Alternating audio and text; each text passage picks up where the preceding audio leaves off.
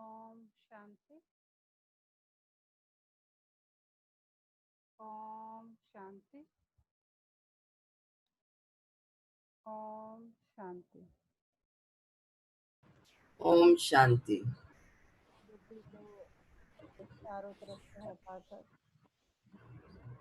एकाग्र चित्तों पर बैठेंगे सभी। पूरा ध्यान भ्रिकुटी के मध्य में।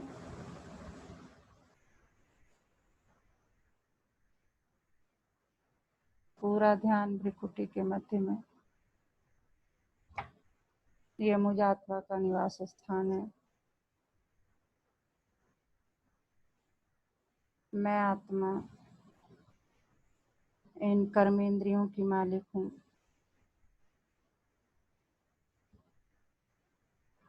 मैं आत्मा शांत स्वरूप हूँ।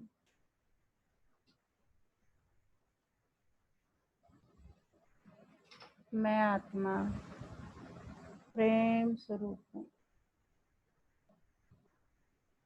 अभी मैं आत्मा अपने परम पिता परमात्मा के महावाक्य सुनेंगे।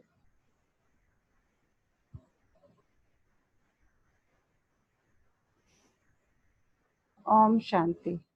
आज 11 अगस्त 2020 बाबा के महावाक्य हैं।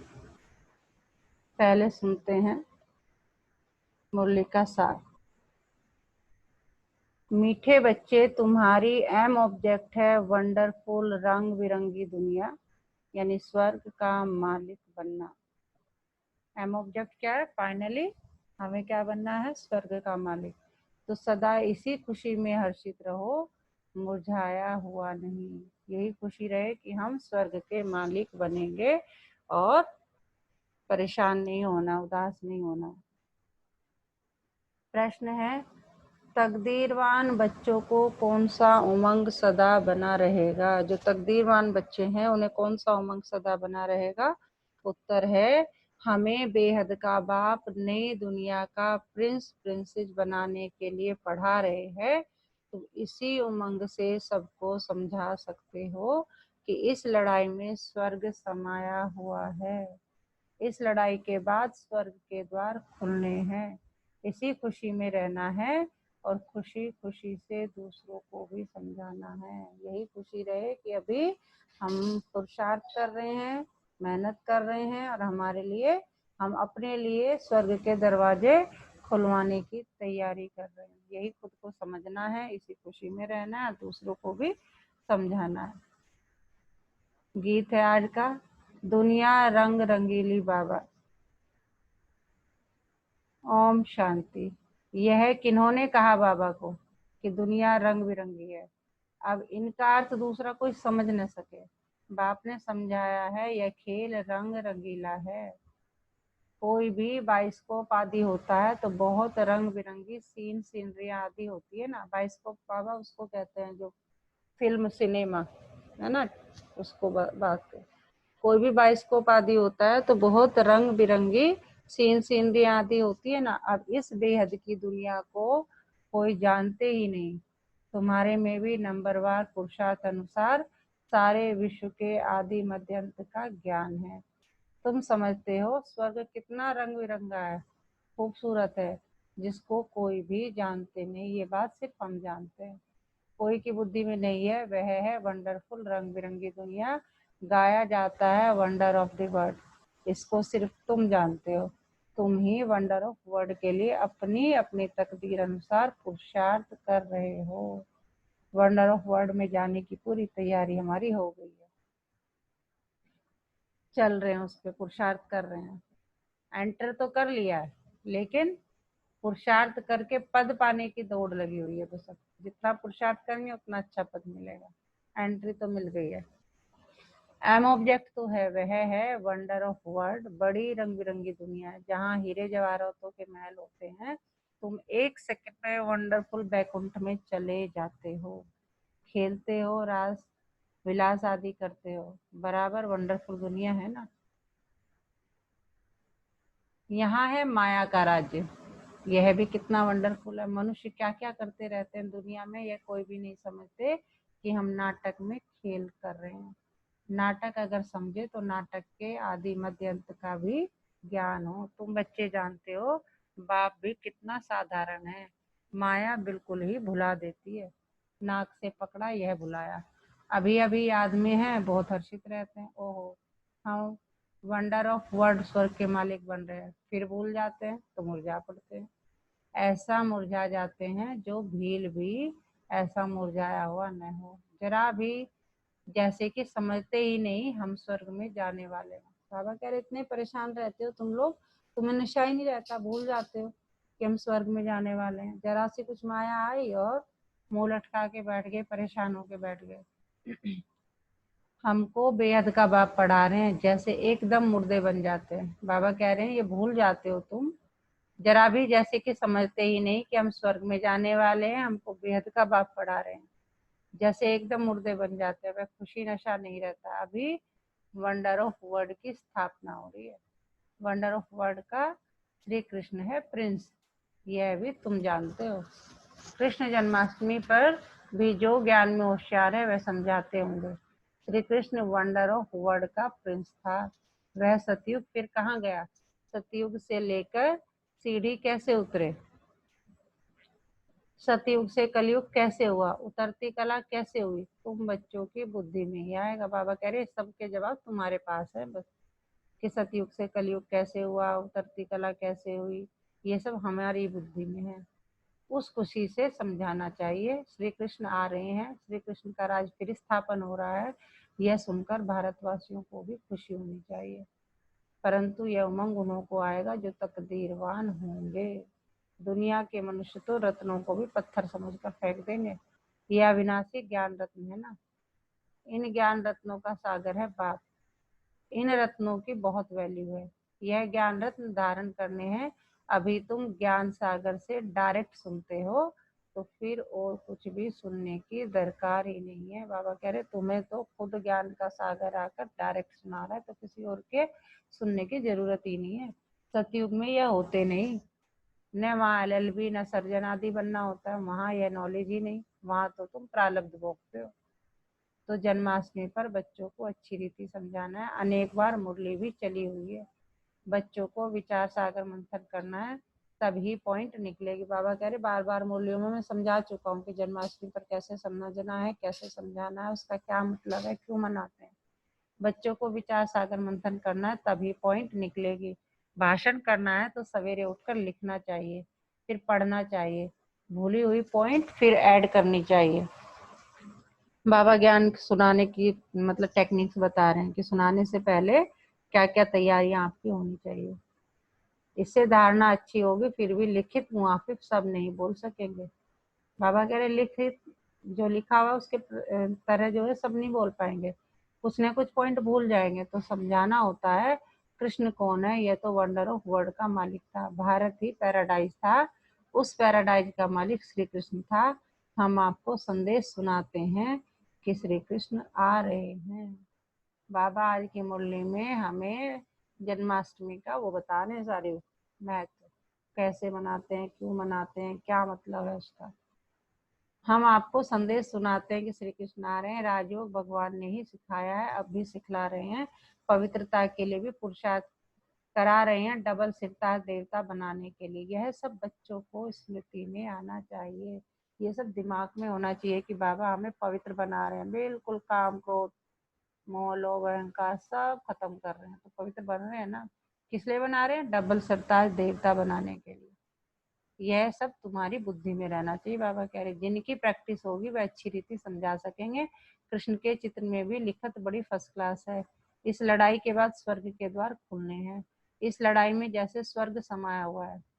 पता है ना कि ये जैसे क्या है कि हम किसी मकान को बनाते हैं, कितना किचड़ा विचड़ा सब कुछ होता है ना। ये तोड़ ये फोड़, ये मतलब नया बना रहे हैं तो बिल्कुल ही जीरो होता है। अदरवाइज उसे रेनोवेट भी करते हैं तो क्या करते हैं, पहले कितनी गंदगी हो जाती है, लेकिन फिर भी सब सहन करते हैं, क्योंकि पता है इसके बाद क्या आने वाला, बहुत बढ़िया घर बन के तैयार होने वाला है। तो यही हमारी दुनिया, बिल्कुल इतनी तोड़ फोड़, इतना रावण राज, इतनी हाहाकार, चारों तरफ पापाचार बढ़ा हुआ है। पता है हमें तो कि हमारे लिए स्वर्ग समाया हुआ है। ये जो लड़ाई चल रही है इसमें स्वर्ग समाया हुआ है। बच्चों को भी बहुत खुशी में रहना चाहिए। जन्माष्टमी पर मनुष्य कपड़े आदि नए पहनते हैं, लेकिन तुम जानते हो अभी हम यह पुराना शरीर छोड़ नया कंचन शरीर लेंगे, बिल्कुल निरोगी काया मिलेगी हमें। कंचन काया कहते हैं ना, अर्थात सोने की काया। आत्मा भी पवित्र, शरीर भी पवित्र। अभी कंचन नहीं है, नंबरवार बन रही है। कंचन बनेगी ही याद की यात्रा से। बाबा जानते हैं बहुत है जिनको याद करने की भी अकल नहीं है। बाबा कह रहे किसी को पता ही नहीं कि याद भी कैसे करना है। याद की जब मेहनत करेंगे तब ही वाणी जोहर होगी। बाप कह रहे जब याद करोगे तभी, जब तुम ज्ञान सुनाना चाहोगे ना तो सुना पाओगे। अभी वह ताकत कहाँ है, योग है नहीं। लक्ष्मी नारायण बनने की शक्ल भी चाहिए ना, पढ़ाई चाहिए। कृष्ण जन्माष्टमी पर समझाना बहुत सहज है। कृष्ण के लिए कहते हैं श्याम सुंदर। कृष्ण को भी काला, नारायण को भी काला, राम को भी काला बनाया है। बाप खुद कहते हैं मेरे बच्चे जो पहले ज्ञान चिता पर बैठ स्वर्ग के मालिक बने, फिर कहाँ चले गए। काम चिता पर बैठ नंबरवार गिरते चले आए। सृष्टि भी सतो प्रधान सतो रजो तमो बनती है, तो मनुष्यों की अवस्था भी ऐसी होती है। काम चिता पर बैठ सब शाम अर्थात काले बन गए। अब मैं आया हूँ सुंदर बनाने। आत्मा को सुंदर बनाया जाता है। श्याम सुंदर की बात करते हैं ना, कि यही जो हम कृष्ण के दो रूप बताते हैं, श्याम सुंदर बोलते हैं उनका, कि वही क्या था, सुंदर था सतयुग में, पहला प्रिंस था सतयुग का, और आते आते आते आते कलयुग में क्या बन गया, काला, बिल्कुल श्याम दिखा देते हैं। सारे विकार उसमें होते हैं। बाबा हर एक की चलन से समझ जाते हैं, मनसा वाचा करना कैसे चलते हैं, कर्म कैसे करते हैं, उससे पता पड़ जाता है। बच्चों की चलन तो बड़ी फर्स्ट क्लास होनी चाहिए, मुख से सदैव रतन निकलने चाहिए। कृष्ण जयंती पर समझाने का बहुत अच्छा है। श्याम और सुंदर की टॉपिक हो, कृष्ण को भी काला तो नारायण को भी, फिर राधे को भी काला क्यों बनाते हैं। शिवलिंग भी काला पत्थर रखते हैं। अब वह कोई काला थोड़ी है, शिव है क्या, और चीज क्या बनाते हैं, इन बातों को तुम बच्चे जानते हो। काला क्यों बनाते हैं तुम इस पर समझा सकेंगे। आप देखेंगे बच्चे क्या सर्विस करते हैं। बाप तो कहते हैं ये ज्ञान सब धर्म वालों के लिए है। बाबा कह रहे हैं किसी एक का ज्ञान नहीं है, हिंदू मुस्लिम सिख ईसाई कोई भी देश विदेश सबके लिए है। उनको भी कहना है। बाप कहते हैं मुझे याद करो तो तुम्हारे जन्म जन्मांतर के पाप कट जाएंगे। बाबा कह रहे जब ज्ञान देते तो सबको ये समझाओ कि तुम शिव बाबा को याद करोगे तो तुम्हारे जन्म जन्मांतर के पाप कट जाएंगे। वहां शिव बाबा ने क्या कि परमात्मा को, परमात्मा, खुदा, दोस्त, जो भी, जो जहाँ गॉड। पवित्र बनना है, किसको भी तुम राखी बांध सकते हो, यूरोपियन को भी बांध सकते हो, कोई भी हो उनको कहना है भगवान हो आज, जरूर कोई तन से कहेंगे ना। कहते हैं मामेकम याद करो, देह के सब धर्म छोड़ अपने को आत्मा समझो। क्या सुना है अभी तक बाबा ने, सुप्रिया जी।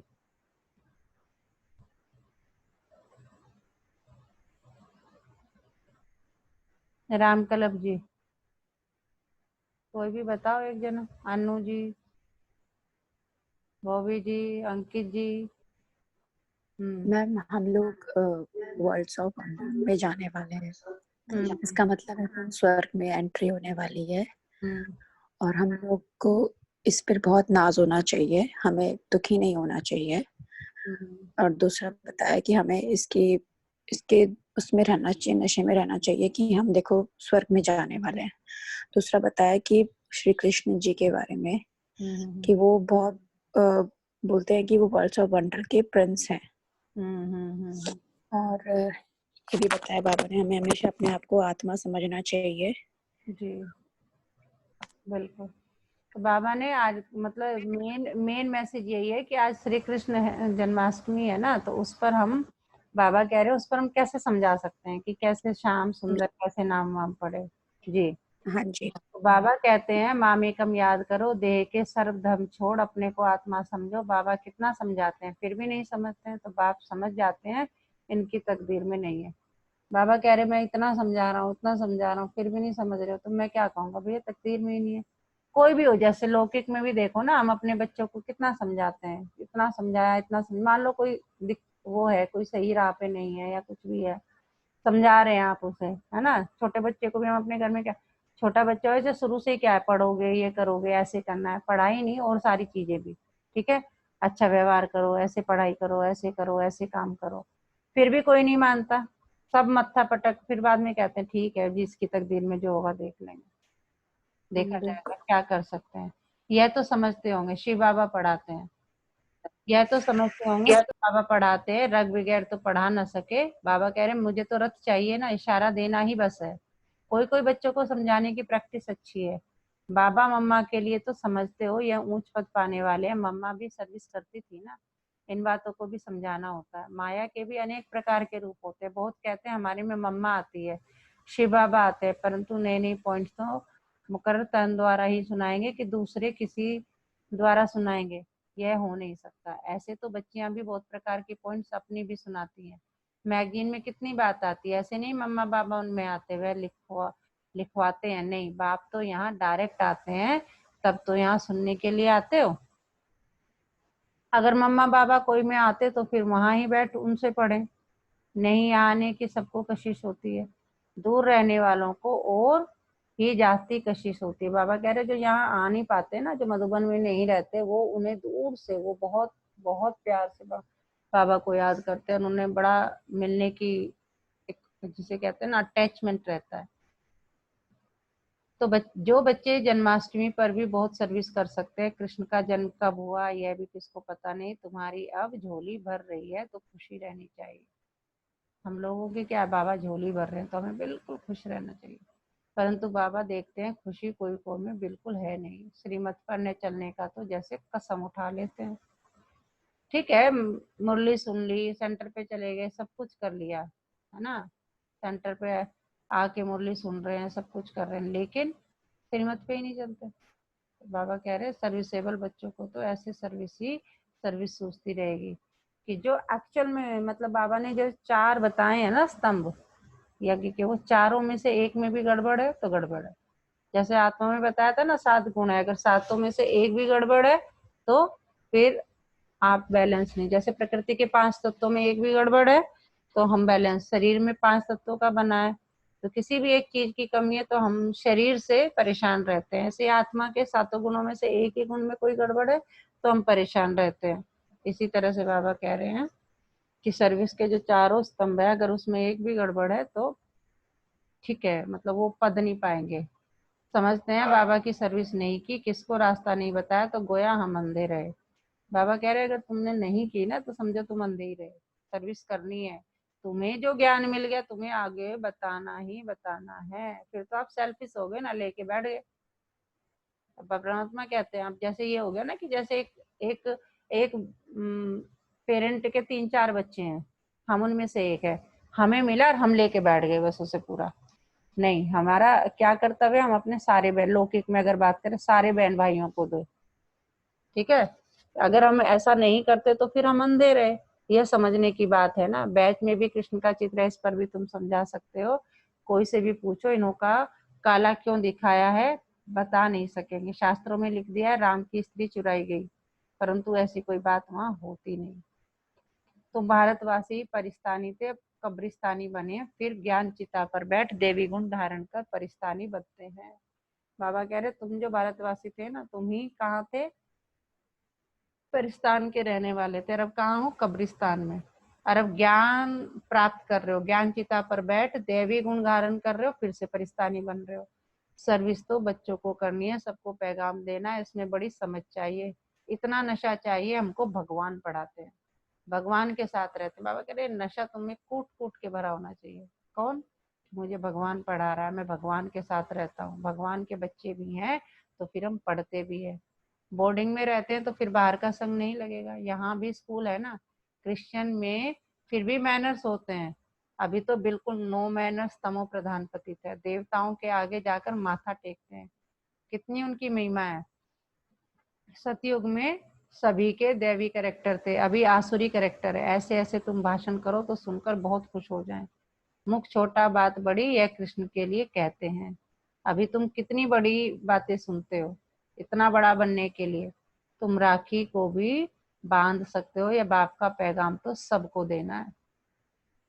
यह लड़ाई स्वर्ग का द्वार खोलती है, अब पतित से पावन बनना है, बाप को याद करना, देहदारी को याद नहीं करना है। क्या सुना है बाबा ने अभी तक? कौन बताएगा? कोई भी अपनी तरफ से बताइए। ओम शांति मैम। ओम शांति। बाबा हमें ये बताते हैं कि हमें अपने देह धर्म को छोड़ करके आत्मा को पवित्र करने के लिए आत्मा के धर्म को याद करना चाहिए। जो हमारी आत्मा का कर्तव्य उसे पूरा करना चाहिए। मम्मा बाबा हमेशा पवित्र आत्मा में ही आते हैं, जिनकी आत्मा शुद्ध होती है उनमें ही प्रवेश करते हैं। नहीं, वो कह रहे हैं मैं साथ रहता हूँ, प्रवेश करने वाली ऐसी कोई बात नहीं, मैं तो डायरेक्ट आके सुनाता हूँ उस बात का। उनके माध्यम से। हाँ, हाँ, उनके माध्यम से। हाँ, पवित्र आत्मा को ही धारण करके उनके माध्यम से अपने ज्ञान को तो आज फैलाते हैं। बाबा ने जन्माष्टमी की बताई है कि श्री कृष्ण मतलब हम जन्माष्टमी क्यों मनाते हैं, उसका क्या महत्व है, श्री कृष्ण को श्याम सुंदर क्यों बताया गया है, उसके बारे में ज्यादा बाबा ने कहा है कि तुम किसी को भी समझा सकते हो, कहीं भी समझा सकते हो, और तुम्हें जो है ये नशा रहना चाहिए कि मुझे खुद परमात्मा आए हुए हैं, मुझे ज्ञान सुना रहे हैं और मुझे सतो प्रधान बना रहे हैं। वो हमेशा भी कहते हैं, लेकिन आज ज्यादा कृष्ण जन्माष्टमी पर सेवा कैसे करें, बाबा ने इस पे ज्यादा विशेष बल दिया है। तो बाबा कह रहे हैं बाप को याद करना, देहधारी को याद नहीं करना, एक ही बाप सर्व की सदगति करते हैं, यह है आयरन एज वर्ड। तुम बच्चों की बुद्धि में भी नंबरवार पुरुषार्थ अनुसार धारणा होती है, स्कूल में भी स्कॉलरशिप लेने के लिए बहुत मेहनत करते हैं। बाबा कह रहे हैं जब तुम वैसे लौकिक पढ़ाई करते हो तो वहां भी अगर स्कॉलरशिप का ऑप्शन होता है तो करते हो ना मेहनत। यहाँ भी कितनी बड़ी स्कॉलरशिप है, सर्विस बहुत है, माताएं भी बहुत सर्विस कर सकती है। चित्र भी सब उठाओ, कृष्ण का काला, नारायण का काला, रामचंद्र का भी काला चित्र उठाओ, शिव का भी काला, फिर बैठ समझाओ क्यों काला है ये, अभी के लिए काला है ये, ठीक है। और देवताओं को काला क्यों किया है, श्याम सुंदर श्रीनाथ द्वारे जाओ तो बिल्कुल काला चित्र है। तो ऐसे ऐसे चित्र इकट्ठे करने चाहिए, अपना भी दिखाना चाहिए। श्याम सुंदर का अर्थ समझाकर कहो तुम भी अब राखी बांध काम चिता से उतर ज्ञान चिता पर बैठेंगे तो गोरा बन जाएंगे। कहने का मतलब है बाबा का ज्ञान धारण करोगे तो क्या हो जाओगे, श्याम, जो हम काले बने पड़े हैं वो सुंदर बन जाएंगे, यानी हम सतयुग में जाने की तैयारी हो जाएगी। यहाँ भी तुम सर्विस कर सकते हो, भाषण बहुत अच्छी रीति कर सकते हो। तीनों को काला क्यों किया, शिवलिंग को भी काला क्यों किया, सुंदर और श्याम क्यों कहते हैं, ये हम समझाएं। बाबा कह रहे हैं ये सब सर्विस करने का आज पूरी टेक्निक बताइए कि एक टॉपिक लेके, काले गोरे का टॉपिक लेके तुम कैसे सर्विस कर सकते हो। बाबा पॉइंट्स बता रहे हैं कि ऐसे ऐसे ऐसे समझाओ, इसमें कोई नाराज नहीं होगा। बाबा कह रहे श्याम और सुंदर क्यों कहते हैं हम समझाएं, इसमें कोई नाराज नहीं होगा। अगर तुम किसी से कहो कि हम श्याम सुंदर क्यों कहते हैं मैं बताऊं तुम्हें, तो इसमें कोई नाराज नहीं होगा। सर्विस तो बहुत सहज है, बाप तो समझाते रहते हैं।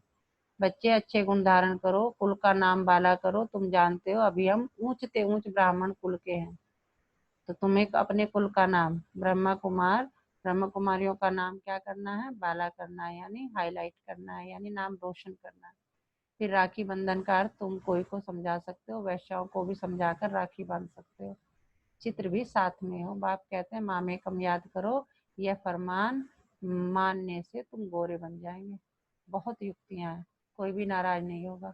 कोई भी मनुष्य मात्र किसकी सदगति कर नहीं सकते सिवाय एक के। भर राखी बंधन का दिन न हो कभी भी राखी बांध सकते। बाबा कह रहे जरूरी ना रक्षाबंधन के दिन ही तुम जाके करो, नहीं, कभी भी राखी का मतलब महत्व समझा कर बांध सकते हैं।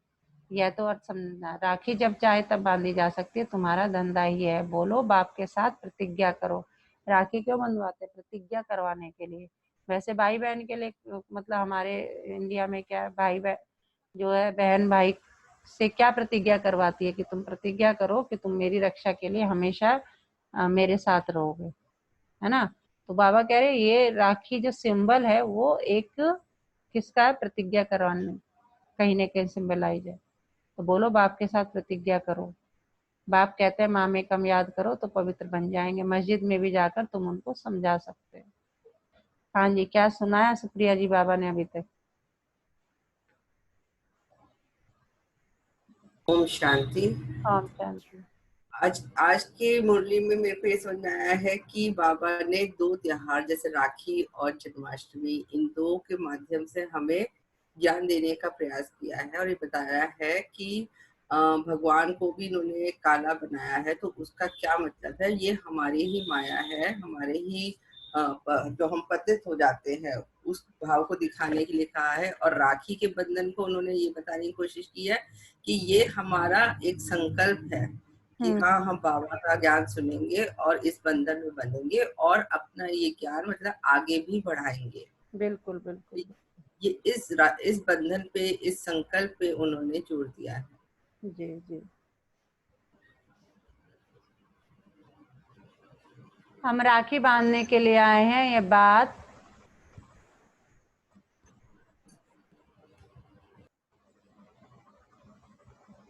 हम राखी बांधने के लिए आए, ये बात तुमको भी समझने का हक है।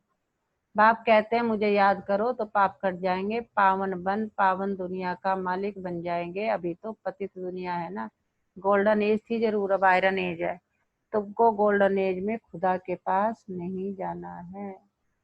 ऐसे सुनाओ तो झट आकर चरणों में पड़ेंगे।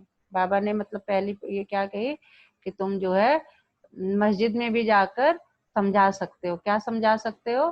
कि हम राखी बांधने के लिए आए हैं, बात तुमको भी समझने का हक है। बाप कहते हैं मुझे याद करो तो पाप कट जाएंगे, पावन दुनिया का मालिक बन जाएंगे। अभी तो पतित दुनिया है ना, गोल्डन एज थी जरूर, अब आयरन एज है। तुमको गोल्डन एज में खुदा के पास नहीं जाना है। ऐसे सुनाओ तो झट आकर चलो। बाबा कह रहे हैं कि ये बातें तुम जाकर मस्जिद में उन लोगों से भी कर सकते हो, ऐसे ऐसे समझा सकते हो। पॉइंट्स बता रहे हैं। अच्छा, मीठे मीठे सिकी लदे बच्चों प्रति माता पिता बाप दादा का याद प्यार और गुड मॉर्निंग। रूहानी बाप की रूहानी बच्चों को नमस्ते।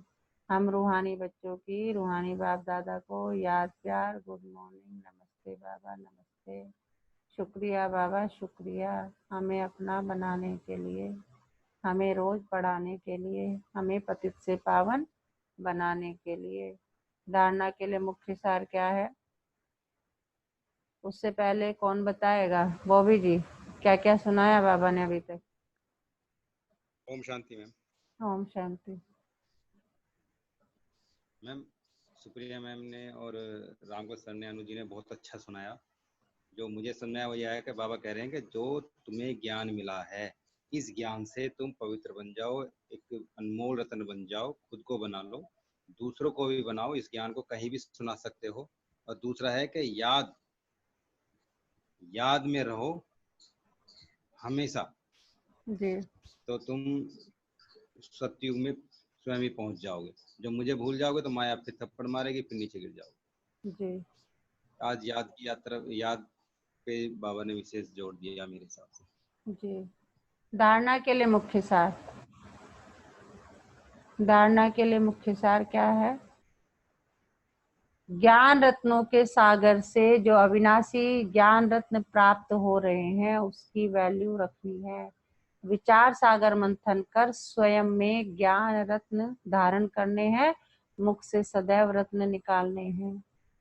बाबा कह रहे हैं मैं खुद आकर ज्ञान का सागर तुम्हें ज्ञान रत्न दे रहा हूँ, तो उनको वैल्यू करो और उस पर कि मेरे लिए क्या जरूरी है, क्यों जरूरी है, कैसे जरूरी है। और ध्यान मुख से जब आप धारण करेंगे तो आपके मुख से भी वैसी रत्न निकलेंगे, वैसी बातें निकलेंगी, क्योंकि खुद में धारण कर लिया ना। अब मेरे पास जो होगा मैं वही देना शुरू करूंगा। याद की यात्रा में रहकर वाणी को जोहरदार बनाना है। बाबा कह रहे हैं ज्ञान सुनाने के लिए क्या होना चाहिए? याद आपकी बहुत स्ट्रांग होनी चाहिए। अगर आप याद होगी तो बाबा की शक्ति होगी, शक्ति होगी तो वो शक्ति जब आप किसी को ज्ञान सुनाएंगे तो आपके वाणी में अपने आप आ जाएगी। याद से ही आत्मा कंचन बनेगी, इसलिए याद करने का अकल सीखना है। बाबा कह रहे तरीका सीखो कैसे याद करना है।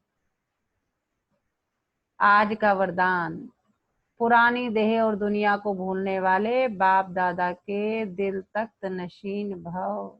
भूल जाओ सब पुरानी देह दुनिया को, बाबा फिर कहाँ बिठा लेंगे?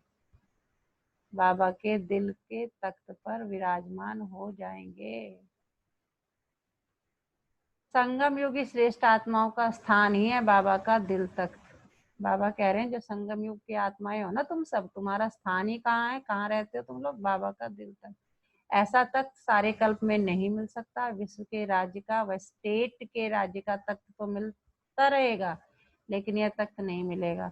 यह इतना विशाल तख्त है जो चलो फिरो खाओ सो लेकिन सदा तख्त नशीन रह सकते हो। जो बच्चे सदा बाप दादा के दिल तख्त नशीन रहते हैं वे इस पुरानी देह व देह की दुनिया से विस्मृत रहते हैं। उन्हें याद ही नहीं रहती कौन पुरानी देह कौन पुरानी दुनिया। इसे देखते हुए भी नहीं देखते, ठीक है लेकिन उसमें खो नहीं जाते। आज का स्लोगन है हद के नाम मान शान के पीछे। हद के नाम मान शान के पीछे दौड़ लगाना अर्थात परछाई के पीछे पड़ना। हद की बात कर रहे हैं बाबा कि बस उसी में मैं मेरा नाम मेरा मान मेरी शान, इसके पीछे अगर तुम दौड़ लगा रहे हो, मुझे ये मिल जाए, मेरा नाम हो जाए, मेरी शान हो जाए, तो इसका मतलब है तुम परछाई के पीछे दौड़ लगा रहे हो। आज का सच्चा मोती मीठा मोती, जिस दिन हम दूसरों को कहने अनुसार चलना छोड़, जिस दिन हम दूसरों के कहने अनुसार चलना छोड़ अपने दिल के कहने अनुसार चलेंगे तो खुशी और सफलता अपने आप जीवन में आएगी। अभी तक हम क्या करते हैं, दूसरों की सुनना जरूर है लेकिन उनके अनुसार नहीं। फिर चिंतन करो कि क्या ये मेरे लिए सही कह रहे हैं, ये नहीं कि किसी ने कहा हम शुरू हो गए। जिस दिन हम दूसरों के कहने अनुसार चलना छोड़ अपने दिल के कहने अनुसार चलेंगे तो खुशी और सफलता अपने आप जीवन में आएगी ही आएगी। आज का सम्मान क्या है, पूरे दिन क्या याद रखना है, मैं बाप दादा की दिल तक नशीन आत्मा हूँ। क्या हूँ? मैं बाप दादा की दिल तक नशीन आत्मा हूँ। सारे दिन इस सम्मान में रहना है, मैं और मेरे बाबा और मैं बाबा के दिल तक नशीन। मुझे सब कुछ क्या क्या भूलना है, सब कुछ भूलना है, पुरानी देह और देह दुनिया सब कुछ भूल के देखते हुए भी नहीं देखना है। तो मैं बाप दादा के दिल तक नशीन आत्मा हूँ। दिन में कम से कम 12 बार इसे ना एक अपने या तो वो लगा लो, टाइमर लगा लो मोबाइल में, ठीक है ना। और जो दिन का आपका स्लोगन होता है, ये होता है ना सम्मान, उसको अपने मोबाइल की स्क्रीन पे रखो। जैसे यही है, इसी पर आप स्क्रीनशॉट ले लो आज का, और क्या करो उसको बार बार एक जैसे अलार्म बजेगा इसको याद करो। क्योंकि हम काम धंधे में इतने बिजी हो जाते हैं, हमें ध्यान ही नहीं रहता। तो अलार्म बजते एकदम से याद आएगा, अलार्म बजा। इसीलिए ट्रैफिक कंट्रोल भी कराते हैं ना बाबा कि हर 1 घंटे बाद जो है जो भी कर रहे हो एकदम से हम करते करते एकदम से रुक जाओ और 1 मिनट के लिए बस बाबा को याद करो। काम करते हुए भी याद कर सकते हैं। हम कई बार कहते हैं कि ऐसे कैसे कर लें, अरे काम कर रहे हो ठीक है, अच्छा बाबा थैंक यू बाबा याद कराने के लिए। और इस तरह से आपको जो है